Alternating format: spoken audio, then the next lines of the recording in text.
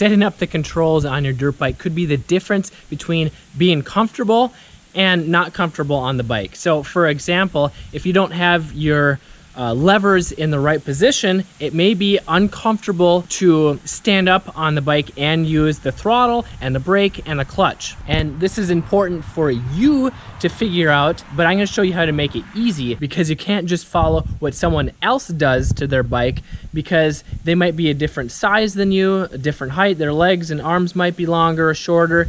And your personal preference makes a big difference in how comfortable you are.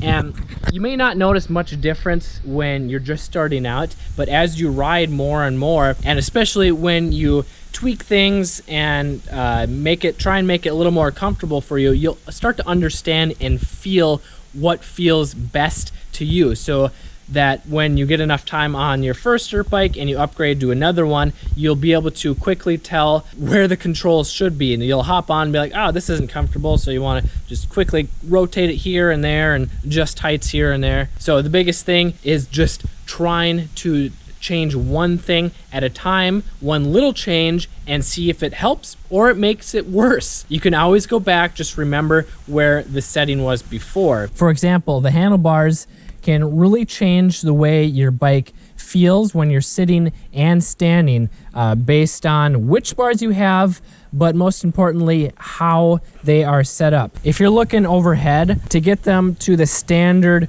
rotation on the clamps, this bar should be in the center of where these two bolts are. So if you loosen these up, you'll be able to rotate it forward and backward to get a different feel. And it does not take much rotation to get a different feel. So I recommend starting out with this lined up in the center here overhead and seeing how it feels. Some aftermarket bars, they have lines and numbers on them, so like +1, +2, -1, -2, so you can try rotating them a degree or two and see if it feels better or worse. And try it when you're sitting and standing while riding on the bike. The next big thing is your front brake and clutch levers. So first is getting them at the right angle, up or down. A lot of people have them down too low because they want to be able to reach them when they're standing up comfortably, but then if they're too low and you're sitting on the seat, then it takes more reach and effort and you won't have as much control when you're sitting. But if you have them too high,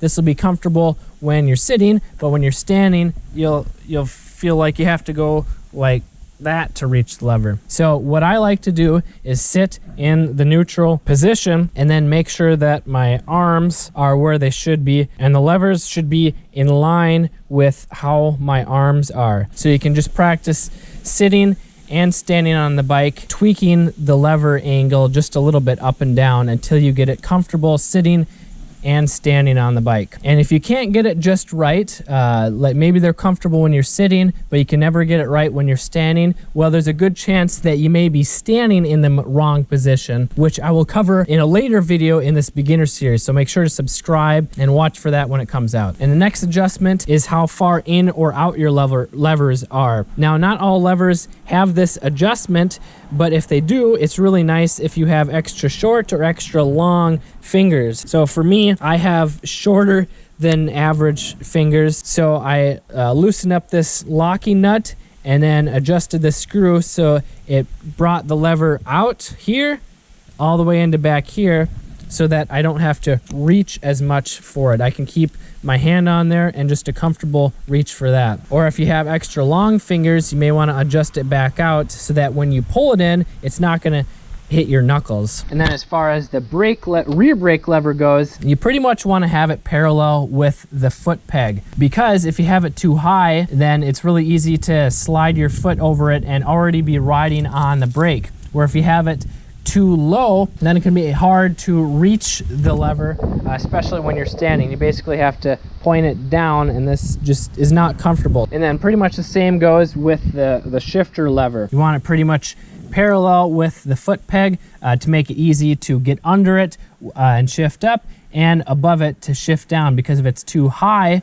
some people like to put it up higher to get it easier for your foot to get under because you have stiff boots. But if it's too high, then you slide your boot over it and it causes you to downshift by accident. And then going back to your levers, if you have a cable clutch and cable throttle, getting these to have the right amount of slack is very important so that they're operating properly. So they should just have a little bit of wiggle here before you start feeling the tension in the cables.